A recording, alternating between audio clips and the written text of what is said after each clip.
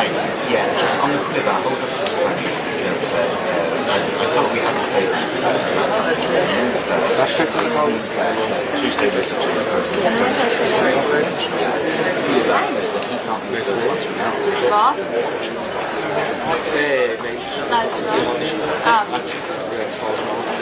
Jag var fin. Ми саме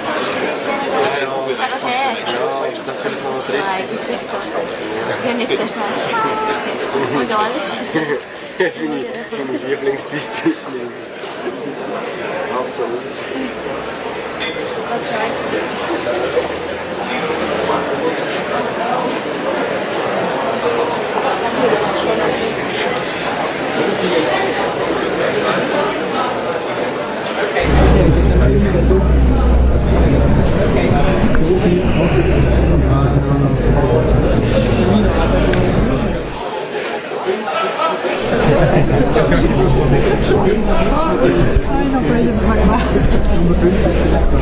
On va dire que si Dieu voulait nous acheter des cryptos, je suis bien placé là, dans le bon endroit.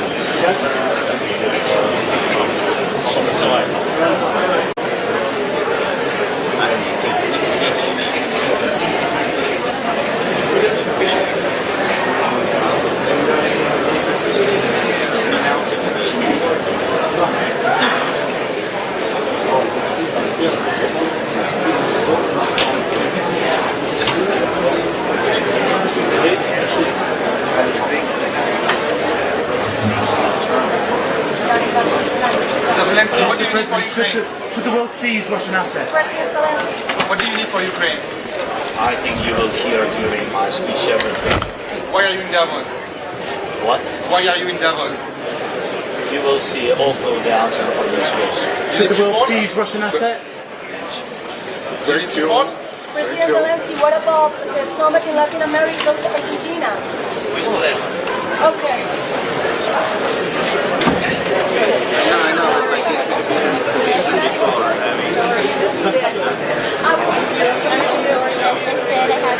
I know, but if you have done it before, not right now.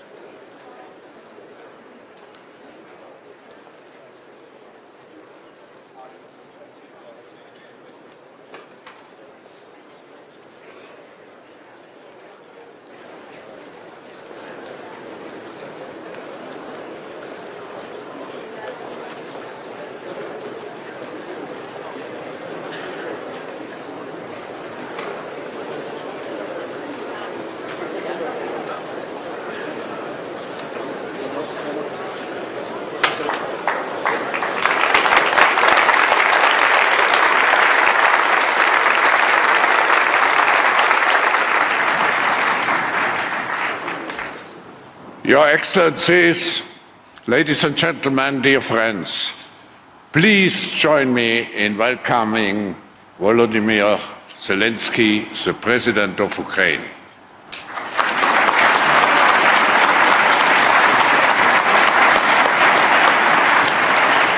Yes. Mr. President, the brutal aggression on the 24th of February 22 reminded us that we cannot have global prosperity without peace and security. Nearly 2 years since the war, Ukraine still stands. Its people stand and fight on a daily basis to protect the interdependence of their homeland. Thanks to your leadership, Mr. President, as well as the досі тримається, досі стоїть. Люди тримаються і борються кожного дня, щоб захистити незалежність своєї батьківщини. Дякуючи вашому лідерству, пане президенте, а також цілеспрямованості кожного громадянина України, ваша країна залишається неймовірно стійкою і реагує у її відповіді на війну. Ми дуже вдячні вам та українському народові за захист цінностей, які становлять ядро міжнародної системи та є серцем ліберальних демократій.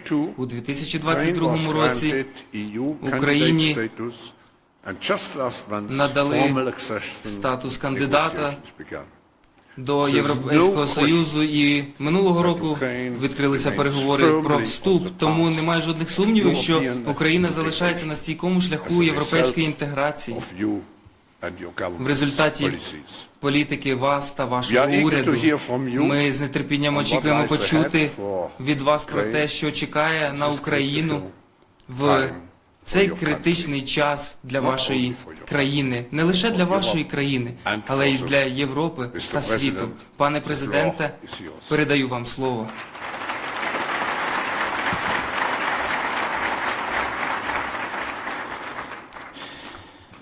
Thank you so much. Дуже дякую вам, професора Шваб. Дякую вам за ваше дуже люб'язне представлення. Президенте, бренде, леді та джентльмени, я високо ціную вашу готовність почути відповіді на справді важливі запитання. Коли закінчиться війна? Чи можлива Третя світова війна? Чи вже час вести переговори з Путіним? Повномасштабна війна в Європі триває вже майже 2 роки. Враховуючи час початку російської нелегальної анексії нашого Криму, вже триває майже 10 років. І майже 10 років, як Росія втручається в справи африканських країн від Судану до Малі. Сирійська війна, яка досі кровоточить через рішення Путіна довести щось світу, і це триває вже майже 13 років. Насправді, один чоловік вкрав принаймні 13 років миру і замінив їх болем та кризами, які впливають на весь світ. Путін намагається нормалізувати те, що повинно було завершитися в 20 столітті. Масові депортації, знищені до землі міста та села, та жахаюче почуття, що війна ніколи не завершиться. Насправді Путін є втіленням війни. Ми всі знаємо, що він є єдиною причиною, чому різні війни та конфлікти тривають, і чому всі спроби відновити мир провалилися. І він не зміниться. Він не зміниться. Ми повинні змінитися. Ми всі повинні змінитися такою мірою, щоб Безумство, яке перебуває в голові цієї людини або в голові іншого агресора, не перемогло. Путін чесний про те, що він хоче, що він робить, і хто є його цілями. Його відповіддю на тривалість війни є завжди війна, без кінця. Він хоче це в такий спосіб.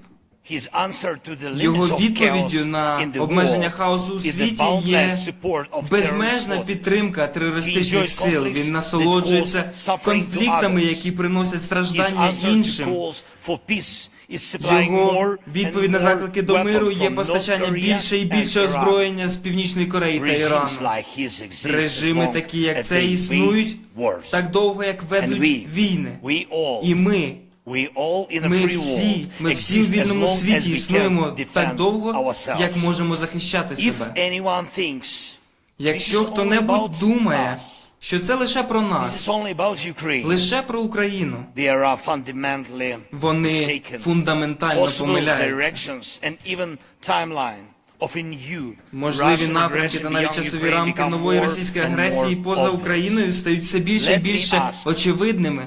Дозвольте мені запитати, дуже чесно, яка європейська нація сьогодні може надати армію у боєготовності, подібної до української, яка стримає Росію? Скільки чоловіків та жінок ваші держави готові відправити на захист іншої держави?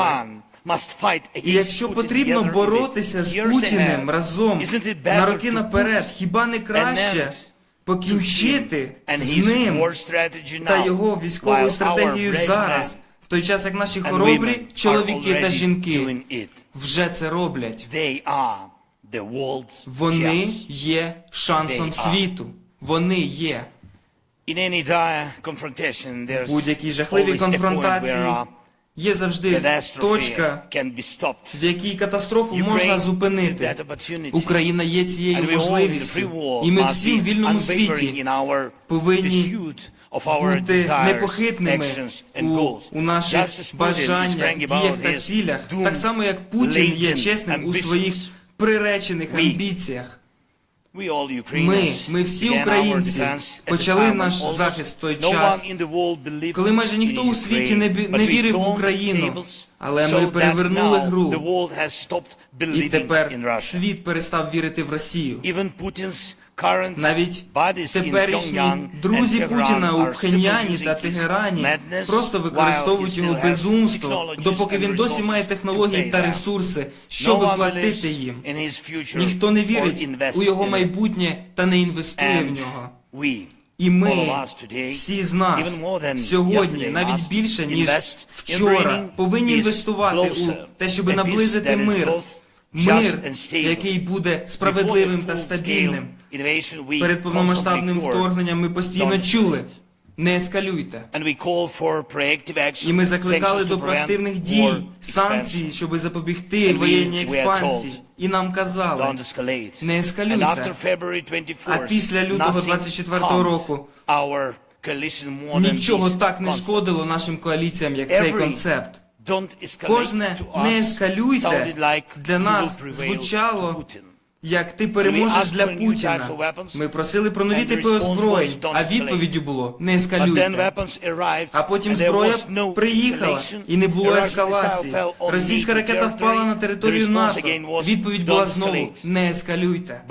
Але відплата в цей момент могла навчити Росію багато чому і додала би необхідної впевненості Заходу. Ми говорили про блокування транзиту підсанкційних товарів в Калінінград, але відповіддю було «не ескалюйте».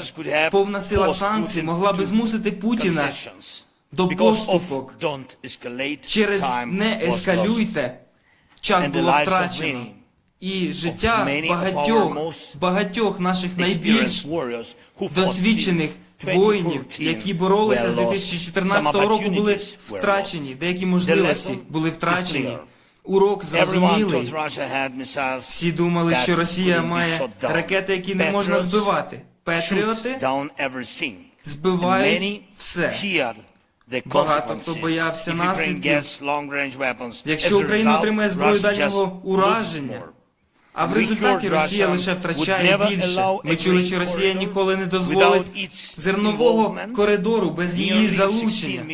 Майже 16 мільйонів тонн грузів було транспортовано нашими портами. І ми можемо довести, що Росія примириться з повною втратою свого Чорноморського флоту, який тероризував комерційні судна.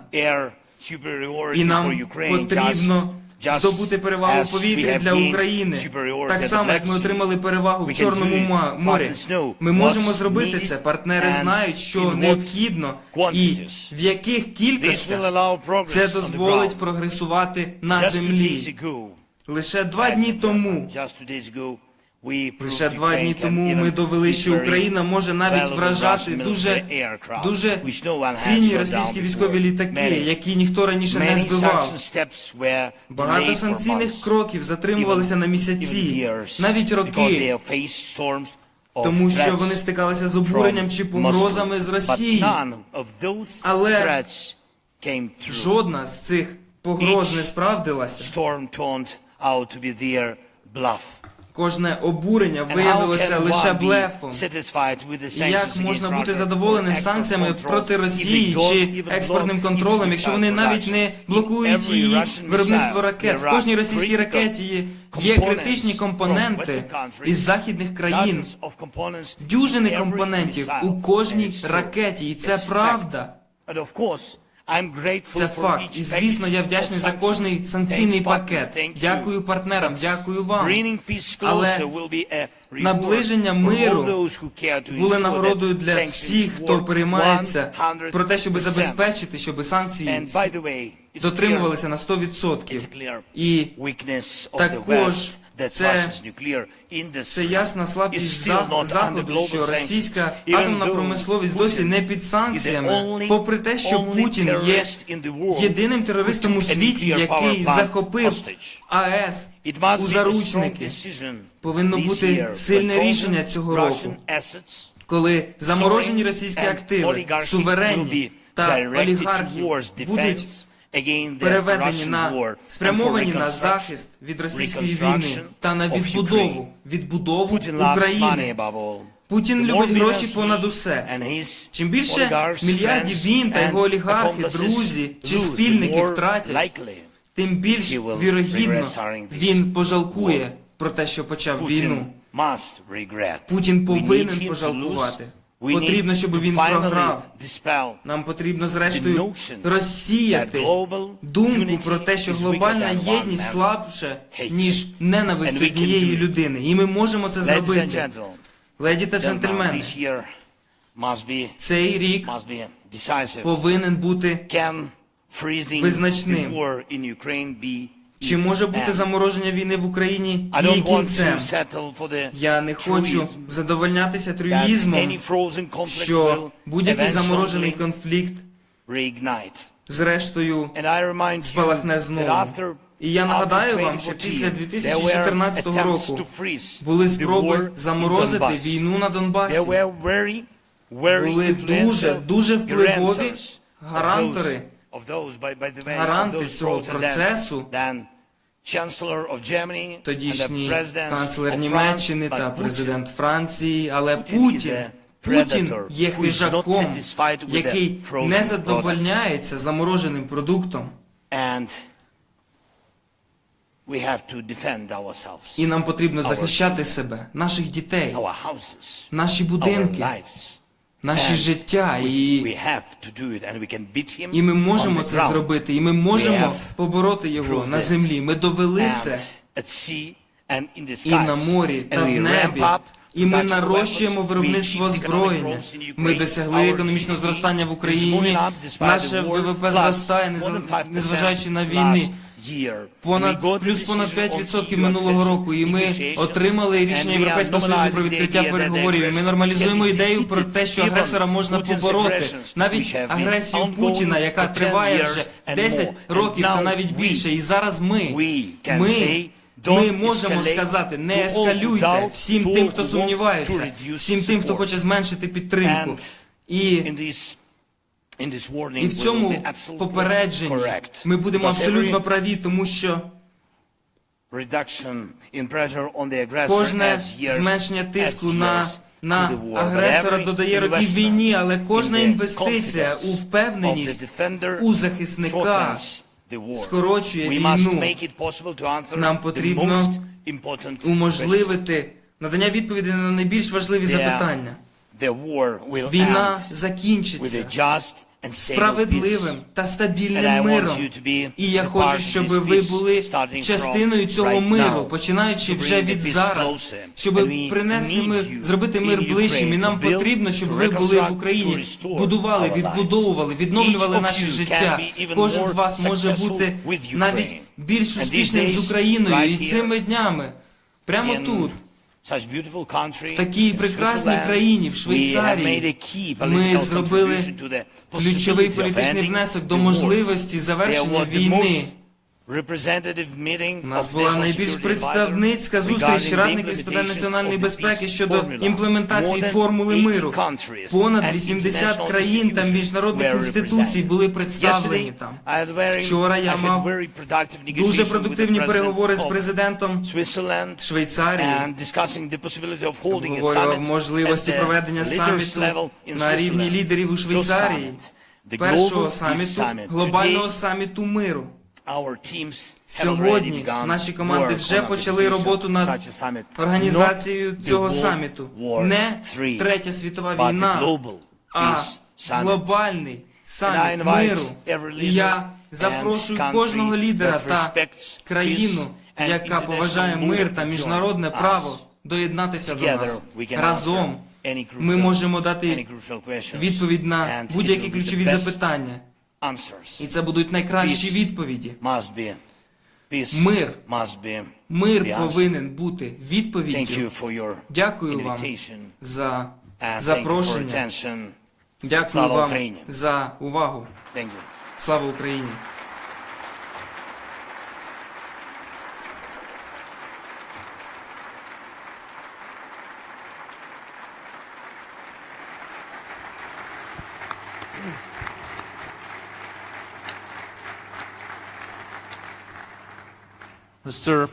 Пане президенте, я думаю, ви можете відчути тепло від аудиторії. Я ніколи не бачив цю кімнату такою переповненою, і дякую вам за вашу історичну промову тут у Давосі. Я думаю, ми всі знаємо, що ми є свідками історії. І президент Зеленський є однією з історичних фігур нашого часу. Ви стоїте проти Росії, однієї з найбільших військових потуг у світі, так як ви та ваші люди це зробили. Це, звісно, справді історично. Але ми також повинні перейти до наступних глав, і ви також згадали про те, що економіка України все ще зростає, понад ніж на 5%. Ви також згадали, що Росія пережила багато втрат, понад 300 тисяч солдат, понад половину танків, і також Чорноморський флот. Я роздумував над тим, як довго російський народ буде дозволяти Путіну продовжувати з цим.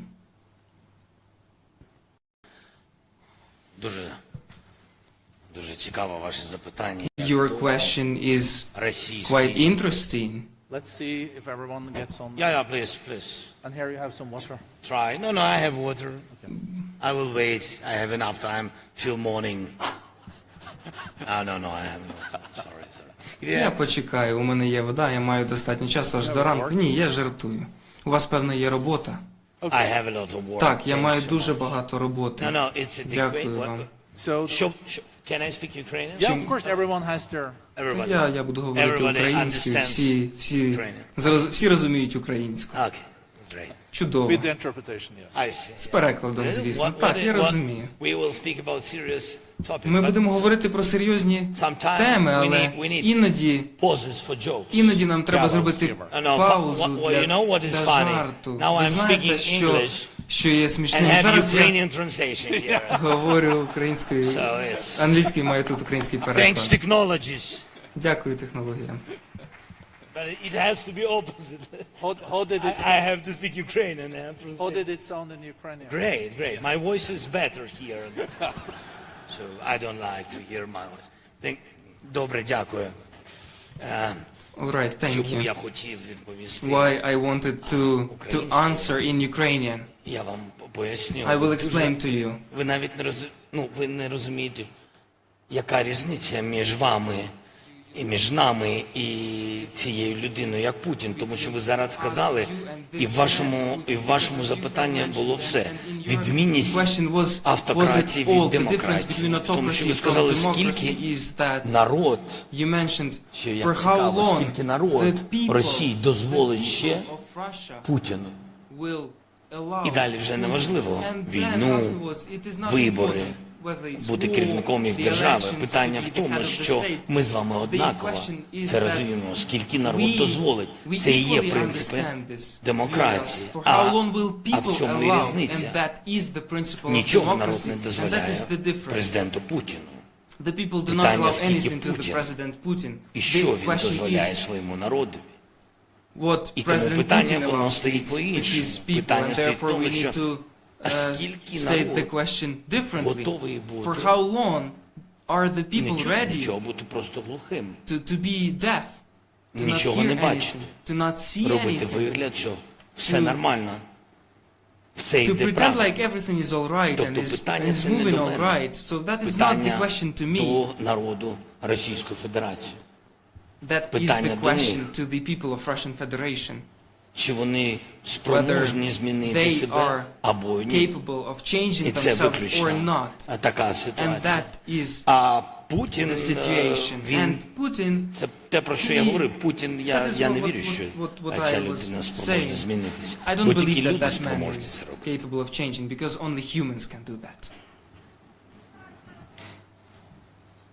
Very interesting. Дуже цікаво. I'll try another question. Я спробую задати інше запитання. Yeah, try. I'm realistic. Я We реаліст. know that Ми знаємо, що Європейський Союз and the US та Сполучені has Штати now been holding back for a week or two. затримувалися на тиждень чи декілька з останніми пакетами допомоги Україні. Я знаю, що ви зустрічаєтеся з європейськими лідерами, зустрічалися з президенткою фон дер Ляєн, ви також зустрічалися з ключовими американськими лідерами, які є тут. Чи вас турбує те, що це займає багато часу, чи це просто питання тижнів, коли це все вирішиться? Дякую за запитання. Я думаю, що це питання тижнів. Я маю позитивні сигнали, що Європа підтримує нас, саме країни Європейського Союзу, і так само я впевнений, що вирішиться питання щодо допомоги в Конгресі. Без цього це неможливо. Ми провели багато різних дискусій, діалогів, зустрічей. Я думаю, що ми не просто так витрачаємо час.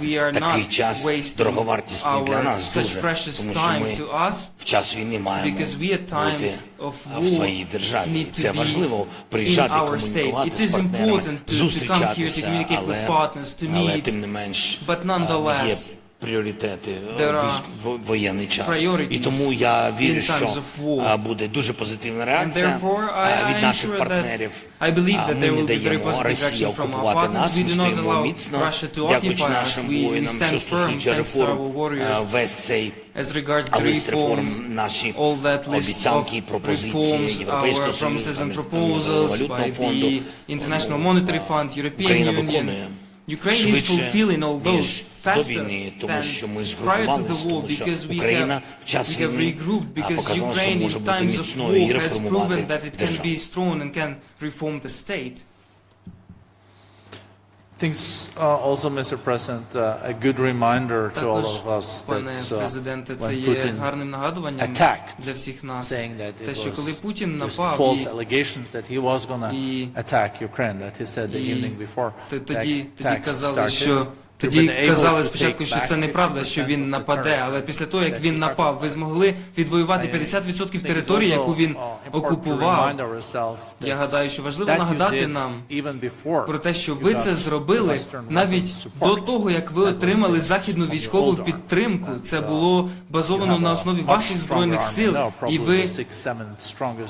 і ви зараз маєте надзвичайно сильну армію світу, можливо, на 6-7 місці у всьому світі, але якщо дозволите, чи могли би ви поділитися настроями серед людей у вашій державі? Як тепер українці почувають себе через 2 роки цієї війни? Чи вони так само віддані, чи навіть більш віддані після всіх цих звірств, після цих масованих бомбардувань, убивств цивільних, бо вам також потрібно керувати своїм власним населенням? Дякую за складне, напевно, дуже запитання. Перш за все, український народ ніколи не пробачить Путіну, його оточенню і всім тим, хто спонсорував весь цей тероризм, хто відібрав у нас життя, наших людей, наших дітей, час тих діточок, які, слава Богу, вижили, але яким прийшлося подорослішати через цю війну і просто позбавили їх дитинства. І, на жаль, мої співчуття ще раз тим, кого позбавили близьких рідних. Тому казати про якісь пробачення, чи час, як то кажуть, час грає на користь і Путіну, і що люди в Україні забудуть. Ні. Відпочивати і на цьому світі, і на іншому він спокійно не буде. Ні його діти, ні його онуки. Так, ми не терористи, і тому це будуть кримінальні судові процеси, і обов'язково буде відповідальність. Відповідальність має бути, бо після цього терору прийдуть повторення, автократії, агресії. Значить, так можна, якщо немає ніяких наслідків. Тому ніхто нічого нікому збивць не пробачить. Це перше. Але не це підтримує моральний дух українців. Не помста. Не можна порівнювати помсту і справедливість. Я зараз говорю про справедливість, не про помсту. А справедливість має бути в вироках, і в конкретних людях, яким вироки, в конкретних роках, і в конкретних місцях, де вони повинні провести довгу, дуже вірю в справедливість, довгу, багаторічну відпустку. Питання саме справедливості. Моральний дух тримає бажання українців бути свободними і за свободу, і за права людей, і за свій вибір, як ти хочеш жити, кого ти хочеш обирати, кого ти хочеш любити, де ти хочеш відпочивати. От за цей вибір, саме за свободу. І бореться український народ, бореться абсолютно сміливо, міцно. І я вважаю, що він бореться за наші з вами спільні цінності. Складно зрозуміти ціну цих цінностей, коли у тебе немає війни. І тому так важлива ваша підтримка. Так важливо, щоб цивілізовані люди розуміли цю ціну ще до того, як може статися лихо. І якщо ми всі це зрозуміємо, ми об'єднаємось в допомозі Україні і в політичній ізоляції Путіна. А якщо ми це зробимо, то це буде правильні, політичні, превентивні кроки, щоб війна не прийшла скрізь Україну і не прийшла в інші країни. А саме цього хоче Путін, відволікаючи своє рабське населення, бідних людей. Він не спроможний побудувати ринкову економіку в Росії. Він не зміг це зробити. Він не зміг людей зробити, середній клас зробити з бідних людей. Дати людям насолоджуватись результатом своєї роботи. насолоджуватися своїм життям. І тому він їм запропонував радикалізм за рахунок Кремля, їх брехливої інформаційної політики і завдяки війні. Якщо ти не можеш дати економіку, він знайшов їм інші, в лапках, перемоги. Це окупація інших народів, приниження, знищення. Ось і все. Вибачте, я відповідав дуже довго. I apologize, my Ваше response was запитання rather long. коротше. Your question was shorter. I think they're more interested in hearing you than Мені me. здається, що людям цікаво більше почути вас, ніж мене. I think, Mr. President, Enough? I think that was an amazing Я думаю, пане way президенте, to end. Maybe це було прекрасним способом завершити. Можливо, буквально дуже коротеньке запитання. Яким чином ми в цій кімнаті, ми також сьогодні обговорювали разом із 70 керівниками компаніями, яким чином ми можемо докластися до цих принципів, які ви закладаєте? Я сказав сьогодні вам абсолютно відверто, я вважаю, що наша міць і наш скарб України – це перш за все люди. І вони довели всьому світу, що вони розумні, талановиті, сучасні і кмітливі, вони сміливі і абсолютно відкриті. І я сказав вам, що для нас сьогодні побудувати міцну економіку може тільки наше населення, наш народ і ваші інвестиції, робочі місця, багато робочих місць. І для цього нам потрібні нормальні інвестиції, абсолютно зрозумілих, прогнозованих, чистих компаній. І я впевнений, що це нас зміцнить, тому що збільшить робочі місця, збільшить можливість для наших людей повертатись за кордону додому. І як я вам сказав, абсолютно відкрито, Путін зміг заходити тільки в ті селища, де він вбив людей, або де не було людей, і вони бігли через цю війну. А якщо багато людей в містах, і вони готові були захищати свою землю, і вони її захистили. Тому зміцнюйте, будь ласка, нашу економіку, ми зміцнемо вашу безпеку. Thank you so much. Thank you.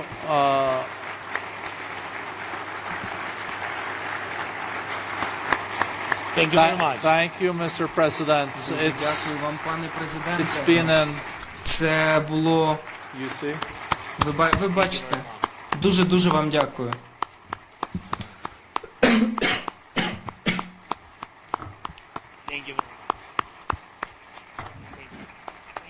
Дуже вам дякую. Дуже вам дякую.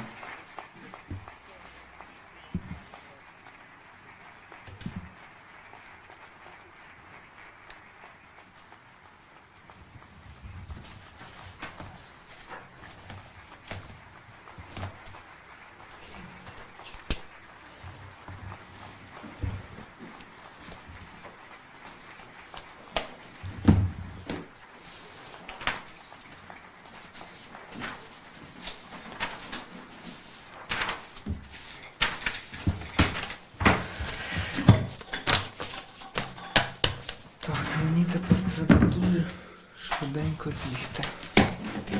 Вивезти чи ви знаєте? Та знаю. Дякую. Дякую за сентенси. Ніби... Сонобарбовал капс. Кручуся в ліжку і не сплю до ранку, а потім цілий день як з хреста знята. Спробуй зараз Сонобарбовал капс. І Сонобарбовал капс міцно спала і зранку бадьорою встала. Сонобарбовал капс. Міцний сон, бадьорий ранок. Ну, тут я можу тільки здогадуватись, оскільки ця інформація не буде публічною, як ви розумієте. Ми вступаємо в таку сіру зону напівконспірології. Але якщо подивитися, до речі, не тільки Емірати і Саудія, а ще й Катар, який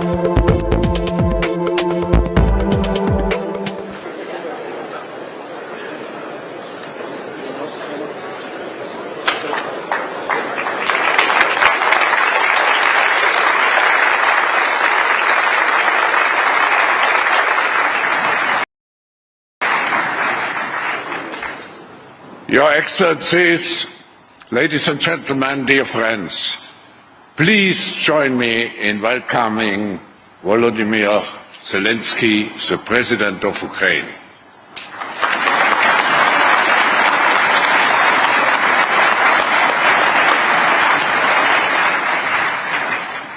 Mr. President, after having had the pleasure to welcome already the last 2 years very powerful delegations from your country, it's now my great honor to actually welcome you back to Davos, because during your remarks at the annual meeting 2020, where you were among us, you mentioned that the biggest threat to a cohesive and sustainable world was security. You also warned of the consequences of accepting the new normality when at the same time parts of your country had already been under partial occupation for 6 years. Mr. President, the brutal aggression on the 24th of February 22 reminded us that we cannot have global prosperity without peace and security. Nearly 2 years since the war, Ukraine still stands. Its people stand and fight on a daily basis to protect the interdependence of their homeland. Thanks to your leadership, Mr. President, as well as the determination of every Ukrainian citizen, your country has remained incredibly resilient in response to the war. We are deeply grateful to you and the Ukrainian people for defending the values which are at the core of the international system and at the heart of liberal democracy. In 2022, Ukraine was granted EU candidate status, and just last month, formal accession negotiations began. There is no question that Ukraine remains firmly on the path of European integration as a result of you and your government's policies. We are eager to hear from you on what lies ahead for Ukraine in this critical time for your country, not only for your country, for Europe and for the world. Mr. President, the floor is yours.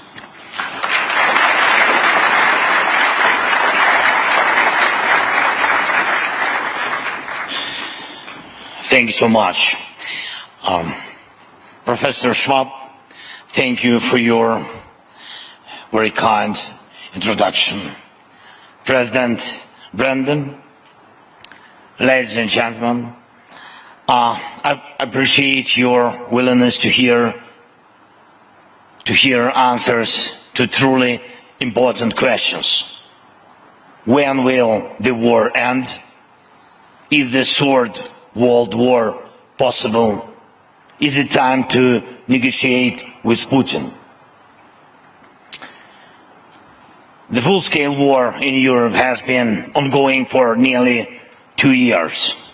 Counting the time since Russia's illegal annexation of our Crimea, it's been almost 10 years. And for almost 10 years, Russia has been interfering in African countries from Sudan to Mali. The Syrian war still bleeding because of Putin's decision to prove something to the world has been ongoing for almost 13 years. In fact, one man has stolen at least 13 years of peace, replacing them with pain, and crises that impact the entire world.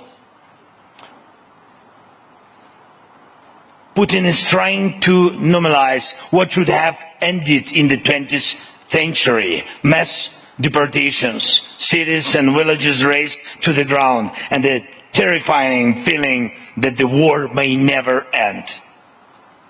In fact, Putin embodies war. We all know that he is the sole reason why various wars and conflicts persist and why all attempts to restore peace have failed, and he will not change. He will not change. We must change. We all must change to the extent that the madness that resides in this man's head or any other aggressor's head will not prevail. Putin is frank about what he wants, what he does, and who his targets are. His answer to the duration of the war is always war, without an end, and he wants in this way. His answer to the limits of chaos in the world is the boundless support of terrorist forces. He enjoys conflicts that cause suffering to others. His answer to calls for peace is supplying more and more weapons from North Korea and Iran. Regimes like his exist as long as they wage wars. And we all in a free world exist as long as we can defend ourselves. If anyone thinks this is only about us, this is only about Ukraine, they are fundamentally mistaken. Possible directions and even timeline of a new Russian aggression beyond Ukraine become more and more obvious. Let me ask very honestly, which European nation today can provide a combat-ready army on par with ours, holding back Russia? And how many men and women are your nation ready to send to defend another state, another nation? And if one must fight against Putin together in the years ahead, isn't it better to put an end to him and his war strategy now, while our brave men and women are already doing it? They are the world's chance. They are. In any dire confrontation, there's always a point where catastrophe can be stopped. Ukraine is that opportunity, and we all in the free world must be unwavering in our pursuit of our desires, actions, and goals.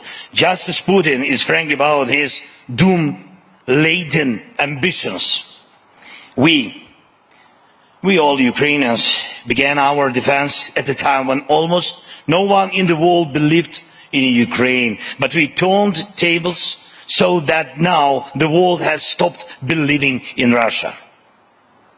Even Putin's current buddies in Pyongyang and Tehran are simply using his madness while he still has technologies and resources to pay them. No one believes in his future or invest in it. And we, all of us today, even more than yesterday, must invest in bringing peace closer, a peace that is both just and stable. Before the full-scale invasion we constantly heard, don't escalate. And we call for proactive action, sanctions to prevent war expansion. And we were told, don't escalate. And after February 24th, nothing harmed our coalition more than this concept. Every don't escalate to us sounded like you will prevail to Putin. And we asked for new types of weapons, and the response was don't escalate. But then weapons arrived, and there was no escalation. A Russian missile fell on NATO territory. The response again was don't escalate. But retaliation at the moment could have taught Russia a lot and would have added necessary confidence to the West. We talked about blocking the transit of sanctioned goods to Kaliningrad, but the response was don't escalate. Full force of the sanctions could have forced Putin to concessions. Because of don't escalate, time was lost. And the lives of many of our most experienced warriors who fought since 2014 were lost. Some opportunities were lost. The lesson is clear. Everyone thought Russia had missiles that couldn't be shot down. Patriots shoot down everything. And many feared the consequences if Ukraine gets long-range weapons. As a result, Russia just loses more. And we heard Russia would never allow a grain corridor without its involvement. Nearly 16 million tons of cargo have been transported from our ports.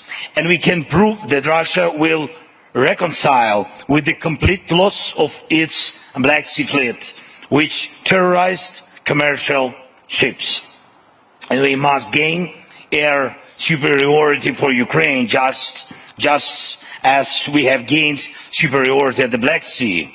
We can do it. Partners know what's needed and in what quantities. This will allow progress on the ground. Just 2 days ago, ladies and gentlemen, just 2 days ago, we proved Ukraine can even hit very valuable Russian military aircraft, which no one had shot down before. Many sanction steps were delayed for months, even years, because they have faced storms of threats from Moscow. But none of those threats came true. Each storm turned out to be their bluff. And how can one be satisfied with the sanctions against Russia or export controls if they don't even block its missile production? In every Russian missile, there are critical components from Western countries, dozens of components in every missile. And it's true. It's a fact. And of course, I'm grateful for each package of sanctions. Thanks, partners. Thank you. But bringing peace closer will be a reward for all those who care to ensure that sanctions work 100%. And by the way, it's a clear weakness of the West that Russia's nuclear industry is still not under global sanctions, even though Putin is the only terrorist in the world who took a nuclear power plant hostage.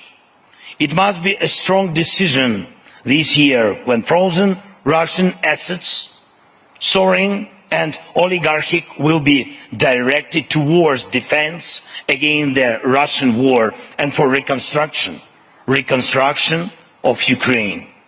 Putin loves money above all. The more billions he and his oligarchs, friends and accomplices lose, the more likely he will regret starting this war. Putin must regret. We need him to lose. We need to finally dispel the notion that global unity is weaker than one man's hatred. And we can do it.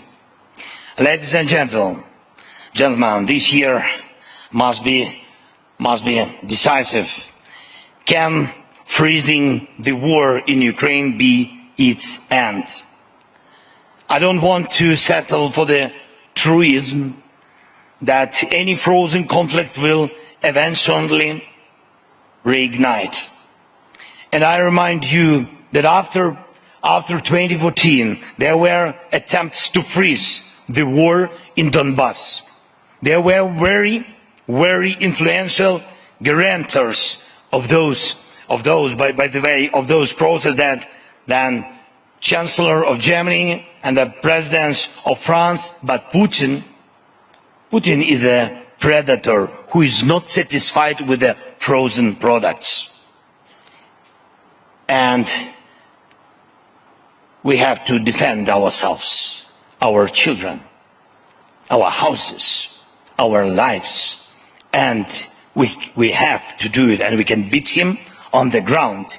We have proved it, and at sea and in the skies.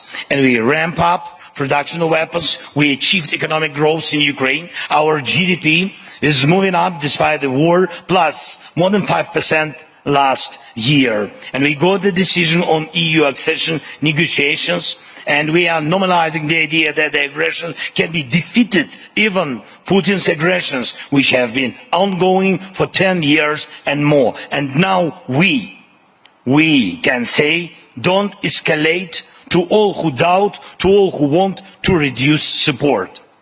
And in this warning, we will be absolutely correct, because every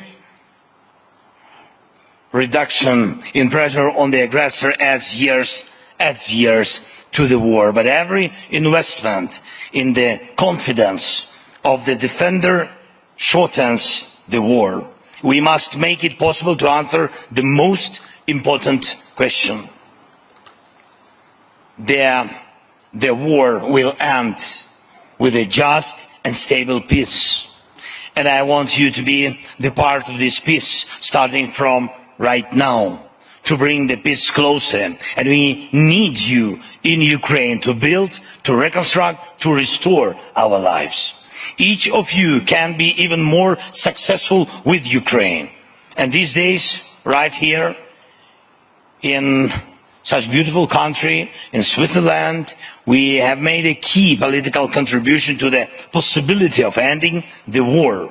There was the most representative meeting of national security advisors regarding the implementation of the peace formula. More than 80 countries and international institutions were represented. Yesterday, I had very productive negotiation with the President of Switzerland, and discussing the possibility of holding a summit at the leaders level in Switzerland. The first summit, the Global Peace Summit. Today, our teams have already begun work on organization such a summit, not the World War III, but the Global Peace Summit. And I invite every leader and country that respects peace and international law to join us. Together we can answer any crucial questions, and it will be the best answers. Peace must be the answer. Thank you for your invitation, and thank you for attention. Slava Україні. Thank you.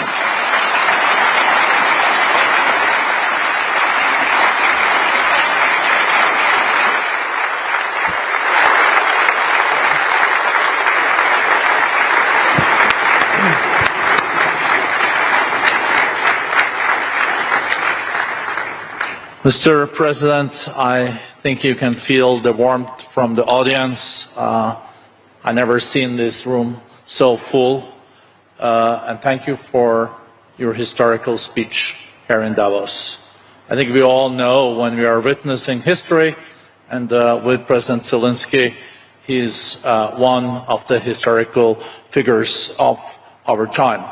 To stand against Russia as one of the largest military powers in the world, like you and your people have done, is, of course, truly historic. But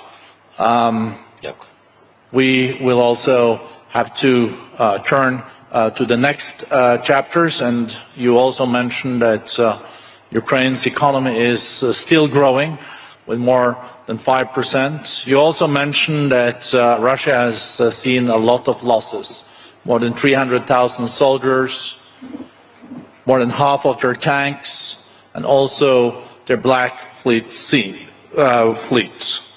I was just wondering, listening to you, how long will the Russian people let Putin continue with this?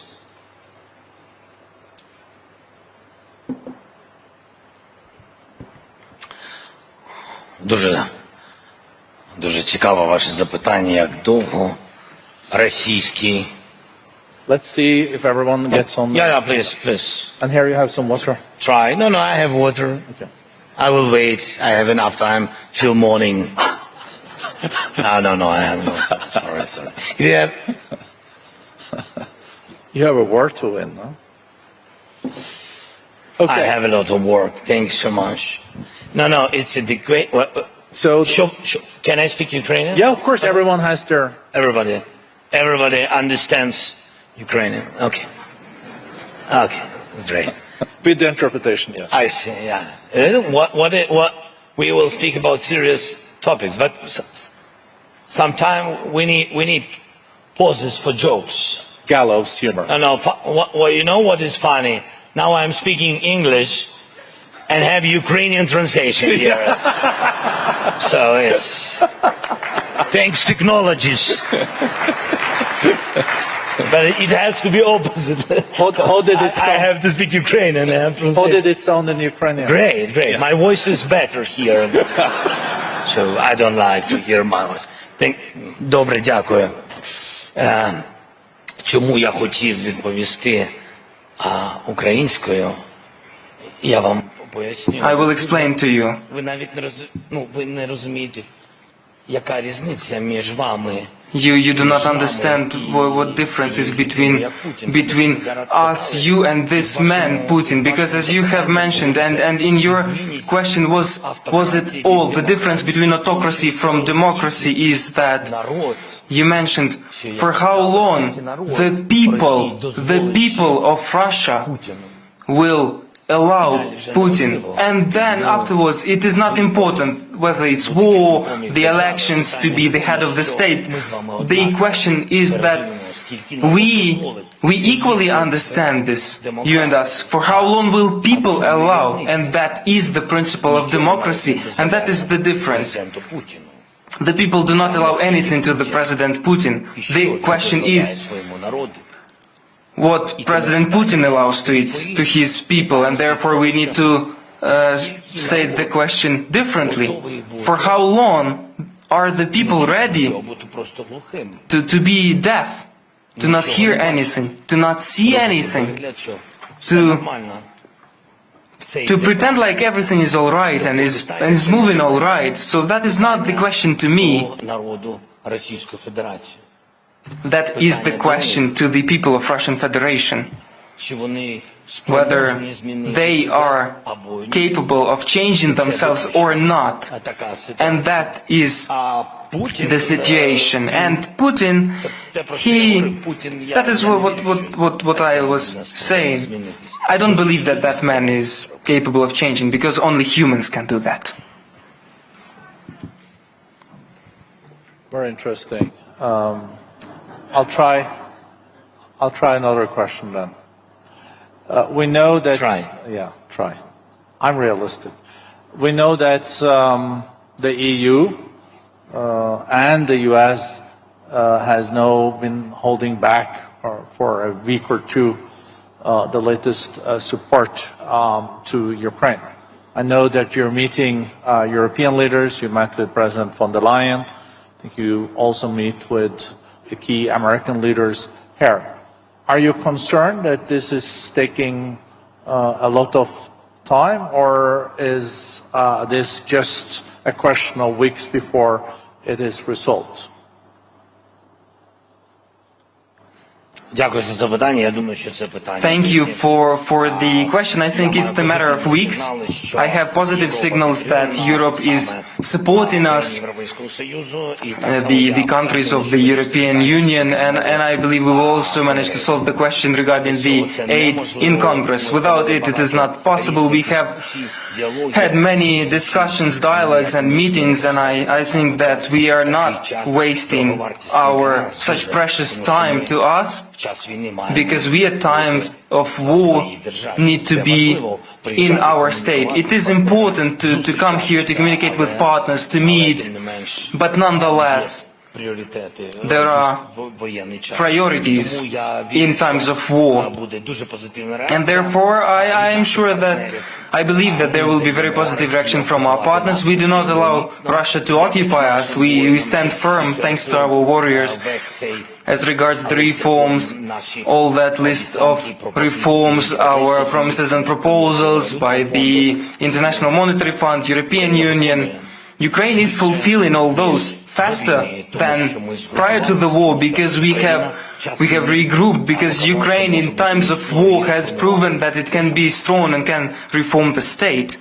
I think also, Mr. President, a good reminder to all of us that when Putin attacked, saying that it was just false allegations that he was going to attack Ukraine, that he said the evening before the attacks started, you've been able to take back 50% of the territory that he occupied.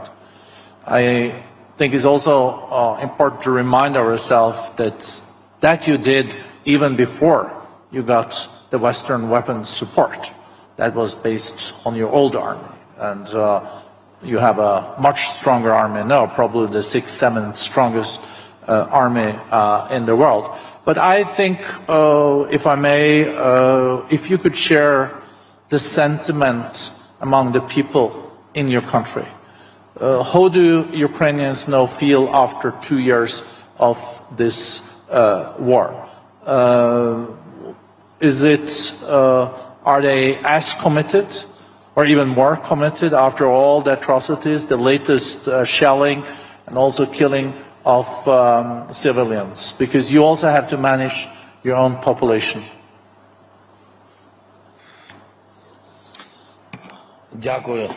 Thank you for a rather difficult question. First and foremost, Ukrainian people will never forgive Putin and to all those who have sponsored and committed all this terrorism, who took our lives from us, our people, our children, the time of those children that have survived, thanks God, but who were forced to grow up and become adult because of this war. They were deprived of childhood simply. And my condolences to all those who were deprived of close ones, of people. Therefore, to mention anything about forgiveness, it is said that the time is playing at Putin's hand and that people in Ukraine will forget. No. To rest in this world or in the other world, neither he nor his children or grandchildren will not have safe rest. Yes, we are not terrorists, therefore we will have criminal legal processes and there will be responsibility. There has to be responsibility because after this terror, the others will come. Autocracy, aggression, it would mean that it is possible to do so if there would be no consequences. Therefore, nobody will never forgive nothing to anybody. But not this supports the morale, the spirit of Ukrainians, not revenge. We cannot compare revenge to justice. I have now covered justice, not revenge, but justice. Justice has to be in sentences, in precise years and places where they need to spend their long many-year vacation. The issue is in justice. The morale is supported by the desire of Ukrainians to be free and for freedom, for the human rights, for your own choice, how you want to live, whom you want to elect, whom you want to love, where you want to rest. For it is for this choice, for the sake of freedom, that Ukrainian people are fighting bravely, courageously, resiliently, and I believe that it is fighting for our common values. It is difficult to understand the price of such values when you do not have war. Therefore, your support is so important. It is so important for the people to understand the price of it before the disaster comes. And if we unite all together and unite in the help to Ukraine and in isolating Putin, and if we do that, that will be a right preventive political step so that the war do not come to other countries, to Ukraine, And this is what Putin wants. By distracting his slavery population of poor people, he is not capable of building up market economy in Russia. He did not succeed in that. He did not manage to create middle class out of poor people, to let people enjoy the results of their work, to enjoy their lives. Therefore, he proposed radicalism to them. Because of the work of Kremlin, their lying information policy, and because of the war, if you cannot give the economy, he has found for them other military, quote-unquote, victories, that is occupation of other territories, destruction and killing. I apologize, my response was rather long. Your question was shorter. I think they're more interested in hearing you than me. I think, Mr. President, I think that was an amazing way to end. Maybe just short question, how can we in this room, and also we discussed this morning with, you had 70 global CEOs in the room, how can we even better contribute for the principles you laid out and for Ukraine? I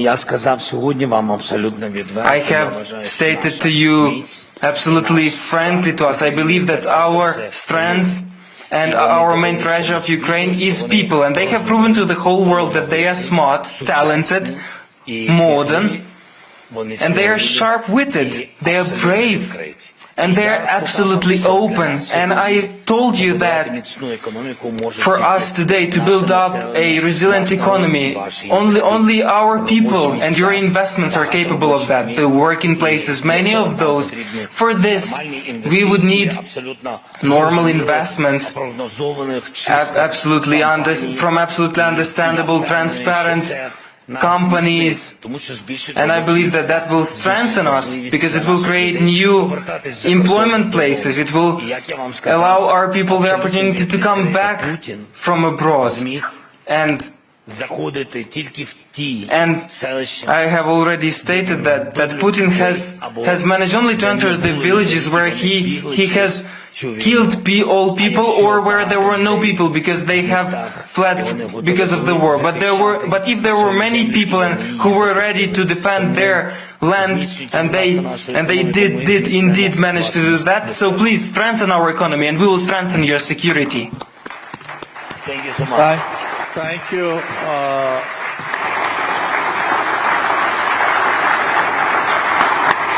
Thank you very much. Thank you, Mr. President. It's been an... You see? Thank you very much. Thank you so much. Thank you very much.